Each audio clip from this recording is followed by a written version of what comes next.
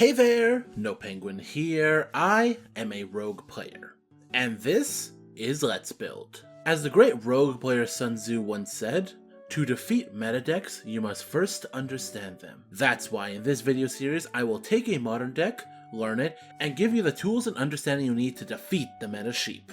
With that said, let's build Sunavalon.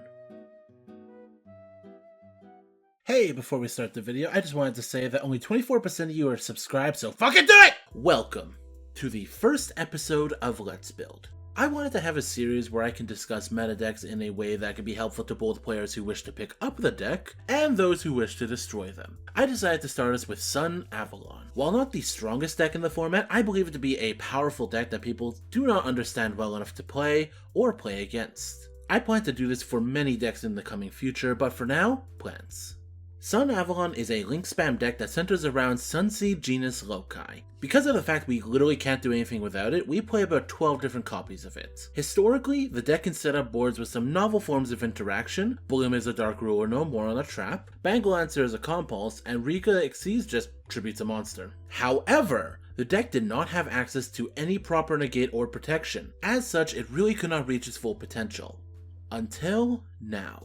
As of Daifo, the deck now has access to the Adventurer line, as well as the Therions. This combination gives them the ability to set up negates pre-combo, as well as extra extension with Borea. These changes have blossomed the deck into the potential it always had. Now, we will get into the specific lines the deck has in the replay, but for now, I want to give an overview of the deck and the roles each card plays. What I want from this series is to be more in-depth than the regular deck profile to help new pilots with their understanding. Before I start, I want to shout out the lovely people in the Sunavalon Discord. They helped me immensely with this deck. This is only one of many builds for Sunavalon, so I would check out the Discord if you wanted to play one without the Adventure engine. This is just the one I gravitated to. That being said, let's get into the card by card. Of course, we have 3 copies of Sunseed genus Loci. Total, we have about 12 copies of this card, not counting Sowing. You absolutely need to draw this card if you want to do any of the cool stuff this deck has. Never would I think I'd be so happy to see a vanilla in the opener, but here we are. 1 Sunseed Twin. It's a combo piece. You'd rather not draw it, but you can still make use of it if you draw it because of Snowdrop. 1 Lonefire Blossom. It's another copy of Loci, but it is also a small world bridge. 1 Snowdrop Rika. Amazing card. You add it off of Jasmine to end your board with the Rika XYZ. Big thing to note is this card will plant lock you for the rest of the turn, so you will not be able to Regulus after you activate her effect. You have other plant locks in the deck, but those are extra deck plant locks. This is the only one that stops you from summoning any non-plant. Very important to keep aware of this. 1 Rose Girl. It has 2 effects. Effect 1, you can special summon from the hand when a plant leaves the field, but what I'm interested in is its second effect to add itself from the graveyard if you control a plant monster. You mainly use this to discard this for cost of effect, bring it back, then summon it back off Snowdrop. 1 Arrowmage Laurel. Again, you would rather have this in the deck, but the fact that it can summon itself from hand makes you still able to get into the double Jasmine ad if you time it right. Onto our Therion engine, we have 3 Borea and 1 Regulus. Whoever at Konami decided to make the plant one the searcher, thank you. I mean, I would have liked it to be the Aqua one, but thank you nonetheless. Borea being an extender that could search you out and Omni is one of the biggest factors to this deck's recent boom in popularity. There is no world where you do not want this engine in your deck. Absolutely amazing, and remember, every single plant monster is searchable throughout the combo. And our other engine of note, the Adventure engine. Normal summon is a vanilla, so you have absolutely no conflict here. And again, the only lock that stops you from using your engine is the Rika line, and only if you do so after. My only complaint is that it takes up 2 zones to complete. Sometimes you find yourself a little tight on space. And of course, 3 Ash Blossom. Onto our spells, we have our Loci Searchers, 3 Unexpected Die, 3 Painful Decision, and 2 Small World. All these guys get us into Loci, but with Small World, you can also access your Therion and Adventurer engine if you already have the Loci. The downside, of course, is that you need another monster in hand for it, so that's why it's at 2. Then we have the rest of the Adventure package, 3 Right and 1 each of Fateful and Dracoback. Fun fact, you could equip Dracoback to your Loci, but only if you equip it from hand. The Graveyard effect can only equip to an Adventure token. 1 Sunseed Sowing, your first search off of Dryas. With it, you can special summon your Sunsea Twin from the deck, which then summons a Loci from the grave. Also, when it resolves, it will inflict damage to you, allowing you to activate Dryas's effect to summon Healer from the extra. It's just so much advantage off of one activation. 10 out of 10. 1. Sunvine Shrine. Dryas is not a once per turn. This is where you grab the second time you summon him. It's a once per turn monster reborn for Loci, but you do need to discard a card to activate it. Usually we discard Rose for this. Also, if your opponent somehow outed your Bloom and this is still in the field during their end phase, you could just send this card to the graveyard to set that Bloom back. This doesn't happen often, but this makes for a really great turn 3 push. 1. Therion Discolosseum. Not only does this search Regulus, not only does this protect a monster from being destroyed by battle, it also is able to add Regulus or Borea back from the grave when any monster is destroyed by battle. This card is just insane. And then there's Called By. It's nice. On to traps, we have triple infinite permanents and 1 Sunavalon Bloom. Bloom is searchable by Dryad Trentai, and is a Dark Ruler no more on a trap, as long as you control a Link 4 plant. It also has push for game come turn 3, as it allows your plant links to gain attack equal to the plant monsters it is pointing to. Now onto the extra, we have triple Dryas. None of these cards know what a once per turn is, and it is insane. On summon, Dryas lets you search a Sunvine spell trap, and if you take damage, you can gain the same amount of life points you just took, and if you do, you could special summon a Sunvine monster from the extra. Like mentioned before, this works really well with sewing, as you get to special summon from the deck, and then from the extra deck. 2 Healer. It's a combo piece, but one that can win you in time. 1 Thrasher. Turn 3, you go into this while Dryad Trentai is on board, so you can make this a 4K. I really never needed a second one, but if you feel like you need another, 1 Peone the Sylvan Dancer, our flex spot. Someone in the Discord mentioned to me this card, and I love it. When summoned, excavate up to 3 cards, and you can special summon up to 2 plant cards to link points, and then you send the rest to the graveyard. They cannot be used for a link material, but Peone also has a level modulate effect, so you could go into Teardrop the Regixies if you already have a Borea or a Snowdrop in your graveyard. Even if you can't do this play, they are still tribute fodder for Jasmine and your Snowdrop. By the way, if you're lucky enough, it can also send your Water Enchantress to the grave. 2 Aromatherapy Jasmine. 2 effects, both soft once per turns. You can tribute a plant monster it points to summon any plant from the deck, and if you gain life, you could search any plant. What you do is you summon Laurel from your deck and then use Laurel to go into the second Jasmine. That way, when you gain life point off Laurel effect, you will get 2 searches, and man does it feel good. 3 Sunavalon Melias. Remember when I said these cards don't understand the concept of a once per turn? This card is a great example. After you finish with your Jasmine plays, you can use an extender to use one of the Jasmines to summon this. On summon, this card revives a Loci from your graveyard. Then you can use that other Jasmine and the Loci you summon to go into another Melias, who summons another Loci. It's this effect that really sets up your second Dryas and your Dryad Trentai plays. Its other effect is you could target a Sunvine Link monster it points to, and allow that monster to attack as many times as Sunavalon Links you control. Turn 3, you will always target your Thrasher with this effect. 1 Sunavalon Dryad Trentai, or Big Dryas if you don't want to pronounce that. On summon, it adds Bloom to the hand while completing the condition for Bloom to activate being a Link 4 plant. Even though it has 0 attack, your opponent cannot target its card for attacks nor destroy it by card effects. Your opponent is still able to attack directly, but the real magic starts on turn 3. Its second effect lets you tribute a Link monster it points to, and destroy cards your opponent controls equal to that card's Link rating, and it does not target. If you save your Bloom activation or set it back from Shrine, this is an insane board-breaking combo. And the card you want to tribute for this effect, 1 Bangaloncer the Resurgent. It has a quick effect bounce as long as you take damage equal to the monster's attack.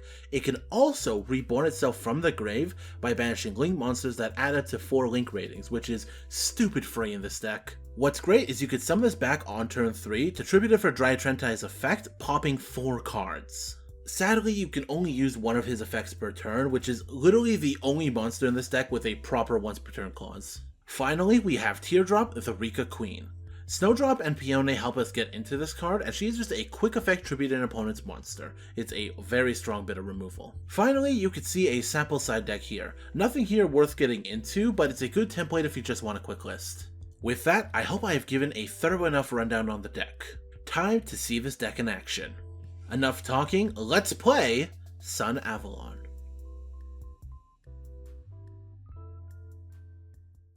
Our replay today is up against Sword Soul. Luckily we do get to go first, and we have both the Loci and the Rite of Artemis here. Unfortunately we did draw the Bloom and the Furion field spells, so we usually add those during the combo, but it's whatever. Luckily with the Rite we are able to chain block our Dryas effect, getting our Sowing, then using the added Dragon Pack to go ahead and grab our Griffin. Griffin Rider will special summon itself out. We will use the Sowing, bring back the Twin, take 1,000 attack, then Twin will grab the Loci, Dryas will special summon Healer from the extra, and then Healer will activate in a new chain, gaining us even more life. From here, we could go into Jasmine, tribute a monster to grab Laurel. Laurel, when sent to the graveyard, gives us life points, which will let us add with both of Jasmine's effect. God, I love this interaction.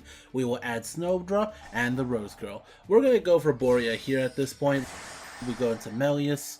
Melius special summon the Loci, go into Melius, Melius special summon the Loci, go into Dryas, Dryas not once per turn lets us add the Shrine, we go into Dryatrenty, go ahead, activate, grab the Regulus. We're going to activate it now because we are going to actually tribute the Melius to go into our Rika play. Rika make all of them level 8s and go into the Rika Queen. We set Blooming and let them go, and they have Dark Ruler no more. There's not much you can do about that, and they get to go off here. They even have the Vashuna in hand. Must be nice.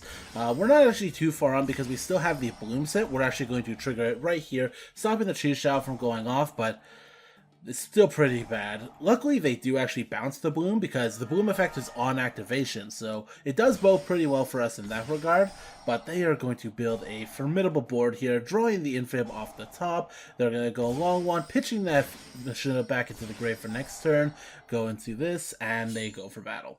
Luckily, I'm able to protect the Dryatrenty, and they realize they're just going to clean up the rest of the board, which is a big problem. They should have gotten rid of our Link 4. They pass turns, setting the Infib, and we get to start. They are going to banish a card, that way they can get rid of the rest of our field. Again, leaving the 0 attack monster, not understanding how powerful it is.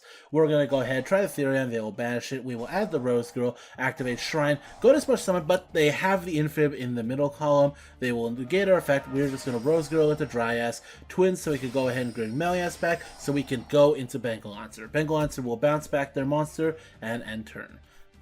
They draw another Infib off the top of their deck. They'll Vashuna the Bloom. We'll just put Bloom here, getting their attack down to 3,000. That way we can bounce it without dying. We are really cutting it close now. They'll go into battle, just attack over. We'll protect it with the Sowing's effect and go into our turn. We try to activate the Shrine one more time after adding Rose Girl, and god damn it, they have the Infib in that same column. So from here, we just set one, attack over the Monk, use the effect to add back to the hand, the Borea. Borea effect to special summon just to have an extra little booty and end turn. They activate Long One, not a great effect. They will attack over a Bengalancer. We will protect it with the field spell, and now things are looking in our favor.